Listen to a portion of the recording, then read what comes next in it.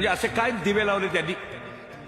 या जगात जे दिवे लागतात ते त्यांच्यामुळेच. हो, म्हणून फोटो?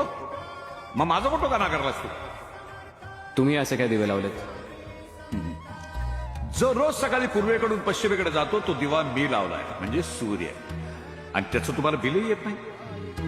तुम्ही मानव जातीनं या जगामध्ये जेवढे बल्ब लावलेत ना तेवढे सूर्य फिरवतो मी ब्रह्मांडामध्ये.